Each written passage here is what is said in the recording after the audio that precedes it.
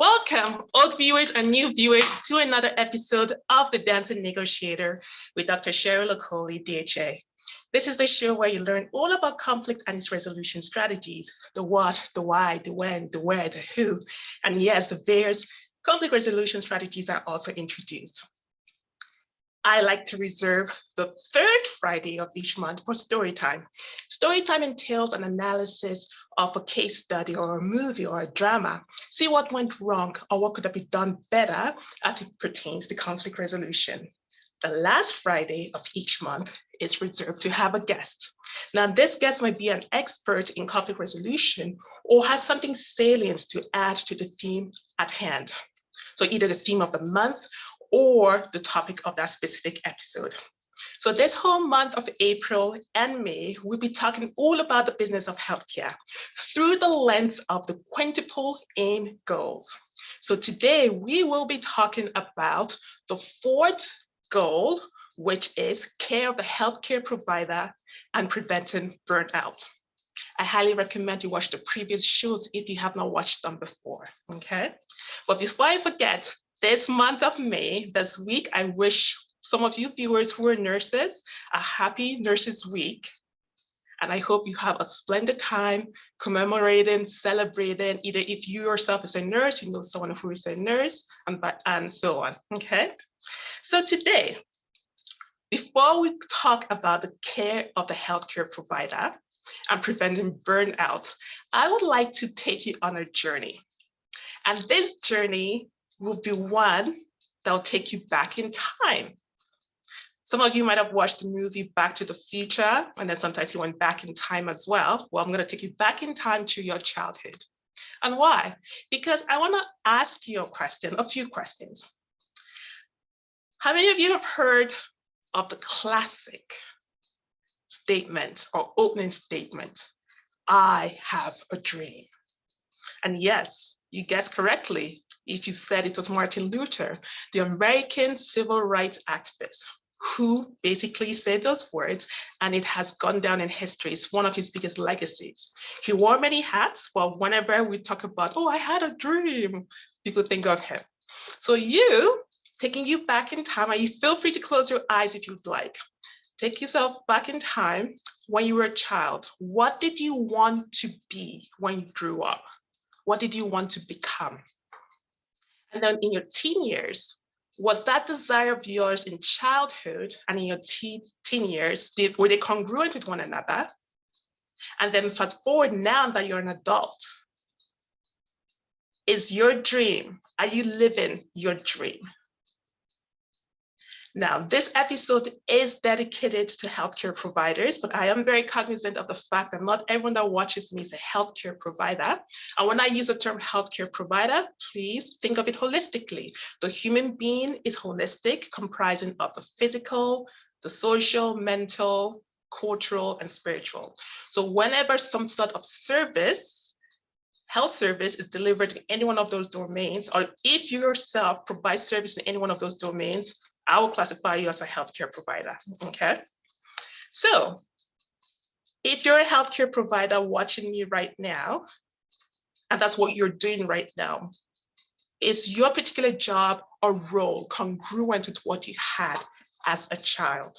If so, yes. If not, why not, okay? So I reflected on how I wanted this episode to go. I thought I would like to tie in the fact that in order to talk about the care of the healthcare provider, I had to be introspective. And by that, I mean that I had to think about it. If I myself were to seek a job as an employee or as a contractor, what things would I look for either prior to applying for that position or accepting a position, and during the interim of my term with that organization or company?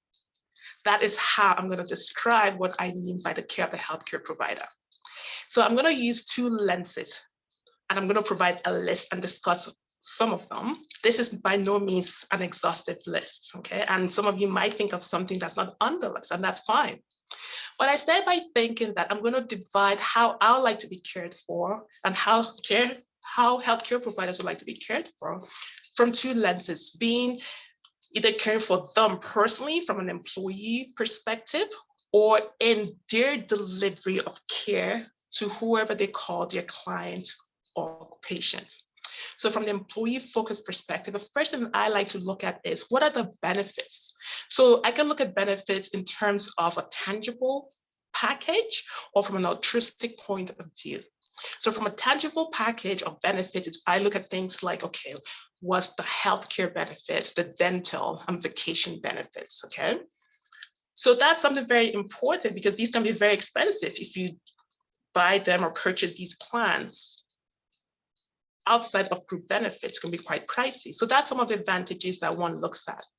And then in terms of emotional well-being, when I'm working in the organization, does that organization give things like affirmation and praise? Some of us thrive on affirmation and praise. Some of us do not. Some prefer the tangible things like pay raises, bonuses over affirmation and praise.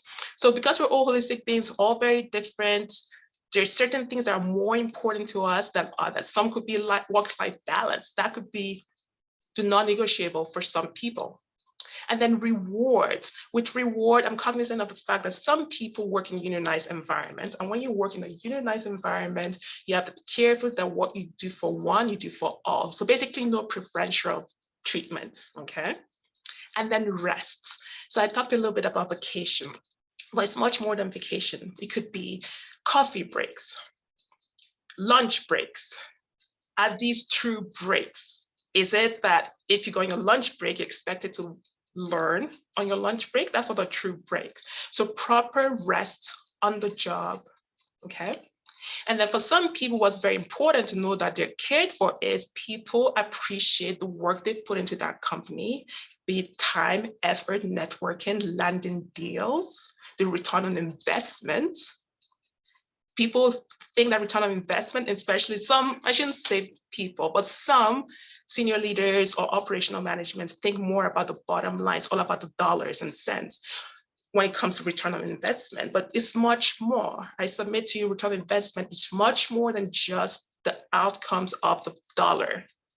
It's also employee satisfaction, patient satisfaction, client satisfaction. All that is part of return on investment as well. And then what about when you express your opinions? Are you heard? And when I say that, some people feel like, okay, sometimes organizations might have yearly or biannually or however the frequency is of surveys to see what's going well, what can be improved in terms of quality improvement and all of those kind of procedures, or to enhance employee satisfaction. So if you're asking employees for feedback, be ready to implement them, or the mere basis to answer questions that might be even a little bit difficult. Some might say, okay, we've asked, we've done our job, that's it. But no, we have to stick to our words if we're willing to come through. Or if we cannot, when I say we, as in leaders, senior leaders, operational managers, if you cannot meet the employees where they're at based on the feedback they've given you, you could say things like, okay, we can't implement this right now, but maybe in 6 months, maybe in a year, but thank you so much. Acknowledge what they've shared, okay? Now, from a client patient's lens, care for the healthcare provider entails when they bring up safety concerns that are basically that jeopardize patient care. And then in terms of safety, you can look at it twofold in terms of psychological safety as well of the employee as well. So there is a document that has a longer name, but it's been narrowed to be called the Standard, and it has to do with psychological safety. So this is a national document, and I really hope that most provinces are implementing it and actually should make it mandatory. That's my humble opinion. Yes, I know occupational health and safety has different policies embedded addressing psychological safety, but this particular document, the Standard, is very explicit as to what items are being looked at and what should be implemented and evaluated. And then again, care for the healthcare provider in terms of the patient's focused lens. What are their workloads like? Is it manageable? Are you alerted before additional work is given to you? Is a rationale provided? Okay. And what about suggestions to enhance patient care? Yes, there's budgetary constraints, but again, within the budget you've been given, Do you have say? Now, when people talk about diversity and inclusion, most people think about things like age, ethnic backgrounds, religion, and things like that. But I'd like to add a very important point to add to the concept of diversity is diversity of thoughts. So yes, not just having experts, interdisciplinary teams, but diversity of thoughts in the sense that if you voice something that is contrary to or different from people at the table, do you feel comfortable sharing your thoughts? Are you comfortable raising your hand that if you say something that's different from what everyone else is thinking, that you won't be penalized, ostracized, and the list can go on? That's all part of having a psychological safe environment.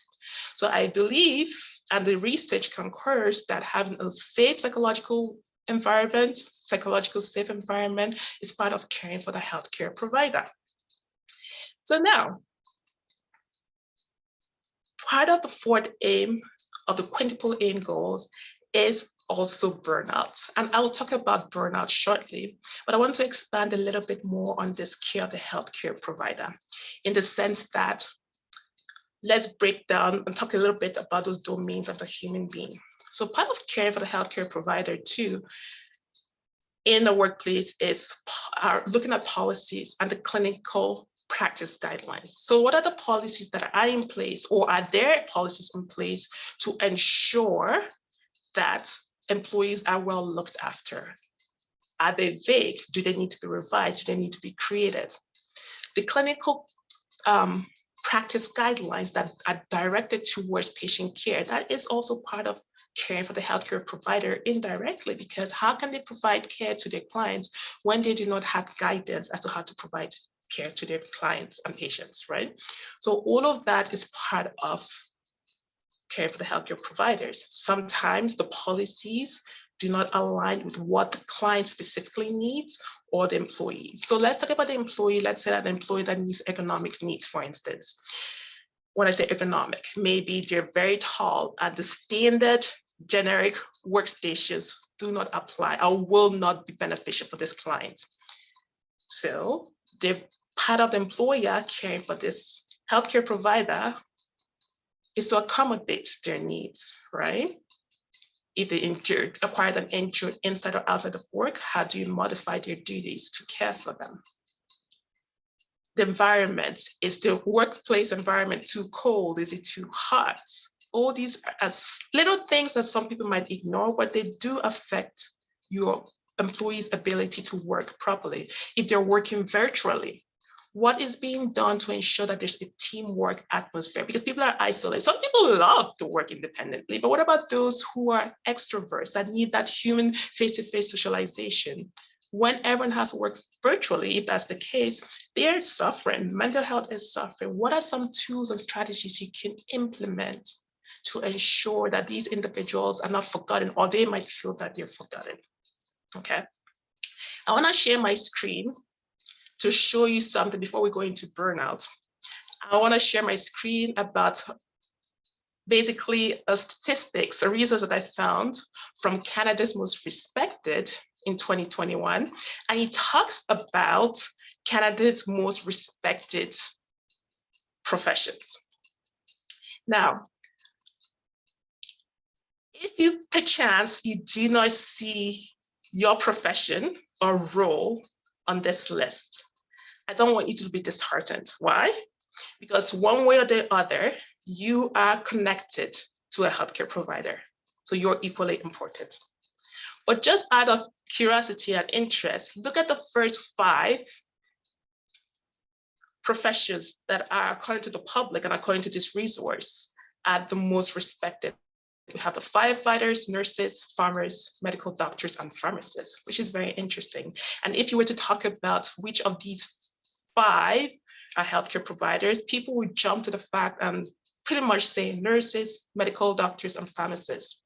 And then I was like, oh, that's very interesting. But when you talk about firefighters, they may not necessarily, they may not be on the top of the list when you talk about healthcare providers, but they do provide some healthcare services as first responders. So yes, by definition, you could, in a broad term, describe them to some extent as healthcare providers. Farmers, well, Now, this is what I'm about to say is going to be a stretch, but looking at the holistic need, I won't classify them as healthcare providers, no, but they're absolutely needed because without food, without proper nutrition, no one can function, no one can survive, right? So it's just interesting that all these top 5 had 3 of the classic known healthcare providers. When I say classically known, I shouldn't say classically known. What I'm trying to say is basically out of the 5 people who point out these 3, nurses, medical doctors, and pharmacists.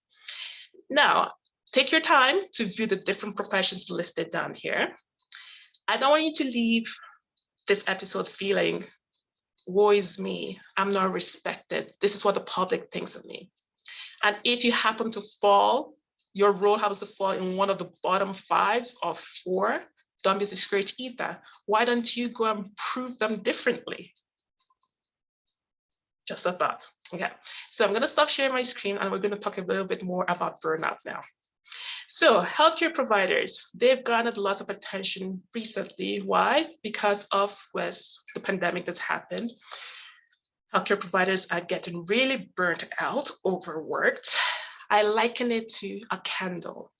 When you see a candle needs that light to function for its purpose to be fulfilled.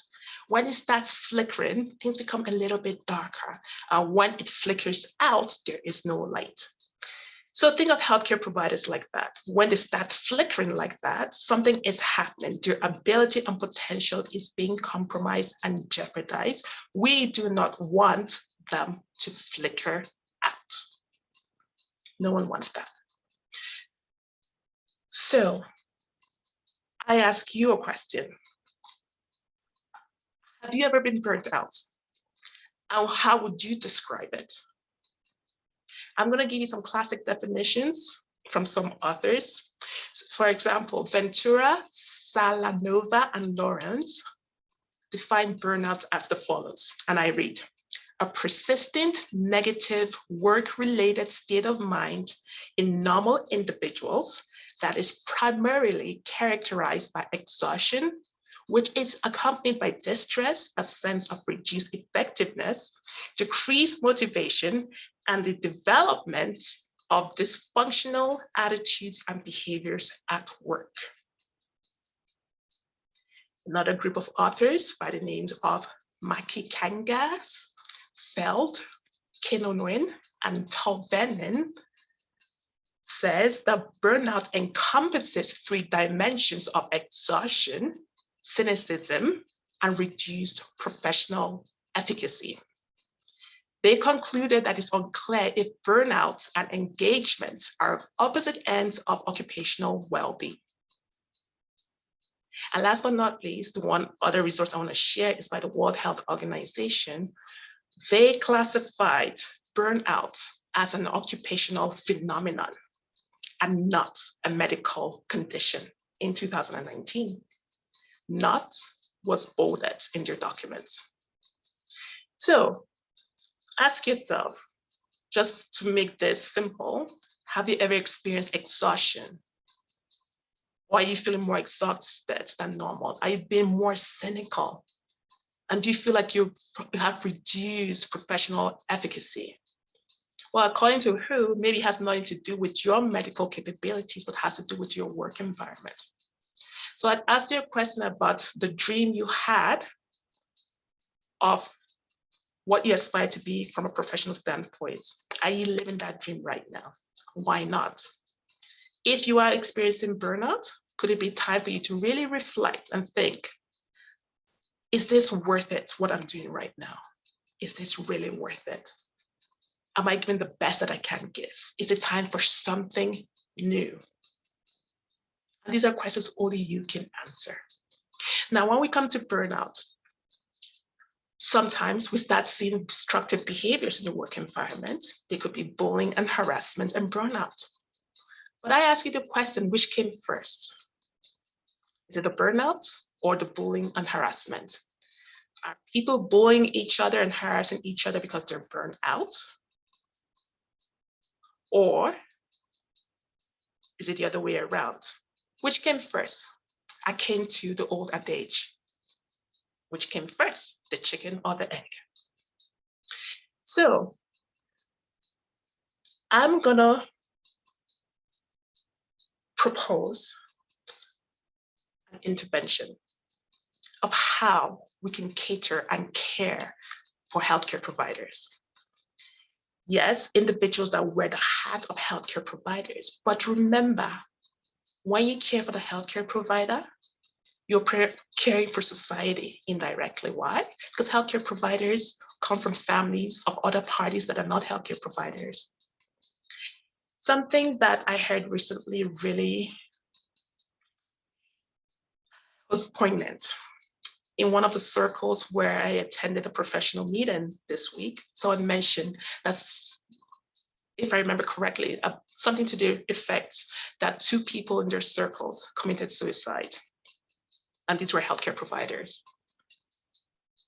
How many much more are at risk for this? Whose daughter, son, father, mother, grandpa, granddaughter, you name it, is next. We do not want anyone to be next.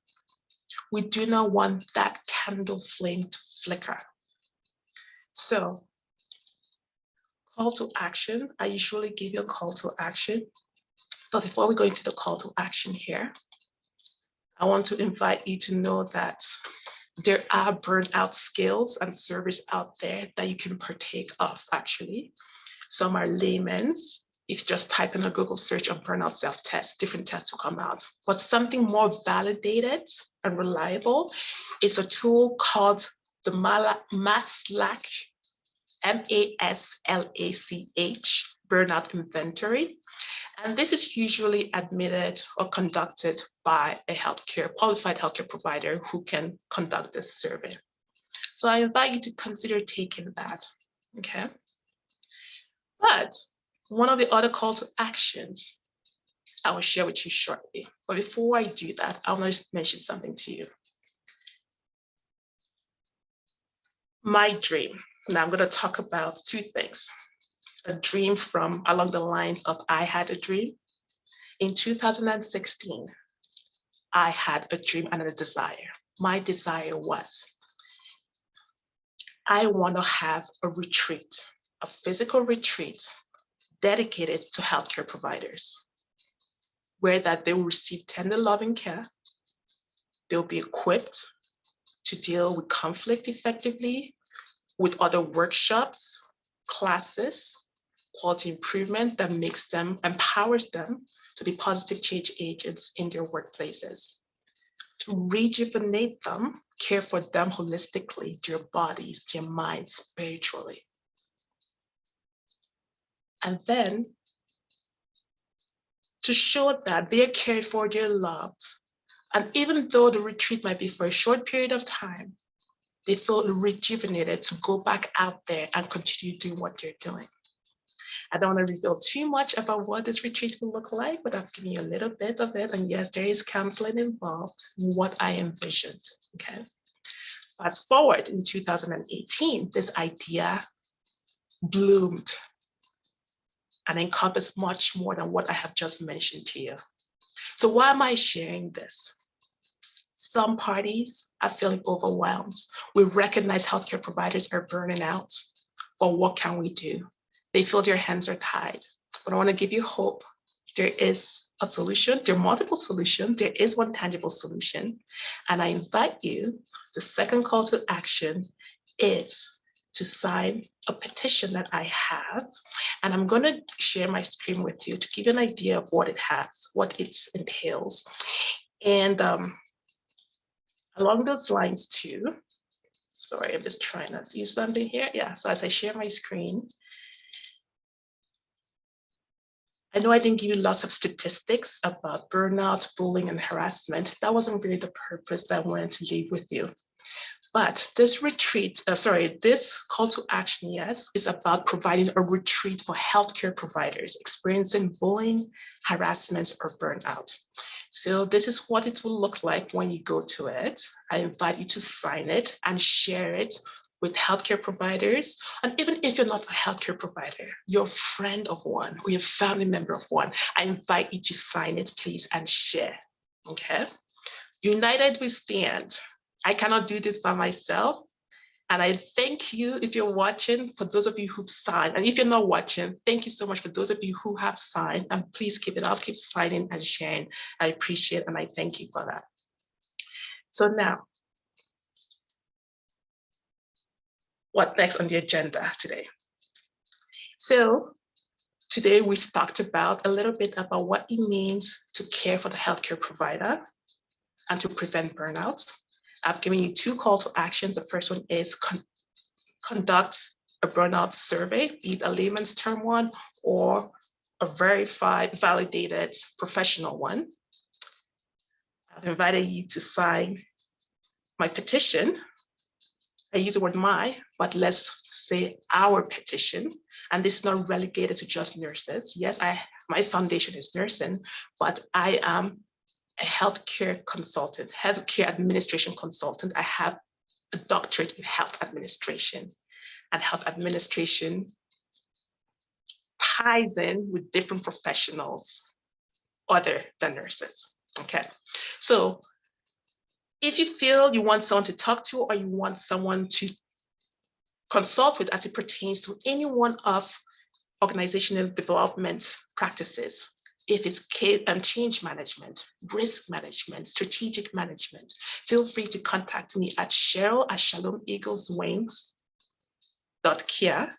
That's my email, or you can visit my website at shalomeagleswings.care. I'll be very happy to spend time with you, quality time, as we talk about it. So I had mentioned earlier, if you don't find yourself on that list that I shared of Canada's most respected professionals, I don't want to walk away feeling dejected, because you are also needed. When we talk about partnerships, healthcare providers cannot live in a silo. Organizations cannot function in silos. We need partnerships. And the different partnerships are intersectorial in nature for society to function properly. So everyone on that list and not on that list that you saw earlier is vital to helping care for the healthcare provider. So with not much ado, I see we have all a few minutes left. I want to invite you to join me next time for another episode of The Dancing Negotiator with Dr. Cheryl Okoli, DHA. But before we leave, I always like to leave you with something, and I want everyone to listen carefully to it. Remember that you are needed in this world to be a solution. Be the best that you can, and do not rob the world of a precious gem, you. I'm going to expand that a little bit today. You have served wherever you've been serving for a period of time. We thank you for your service, whatever that is. If you need a new chapter in life, own it. Don't feel you're forsaken people, you're jumping ship. Do what's best for you. Remember, again, you are needed in this world to be a solution. Be the best that you can, and do not rob the world of a precious gem, you. Goodbye, and have a splendid day.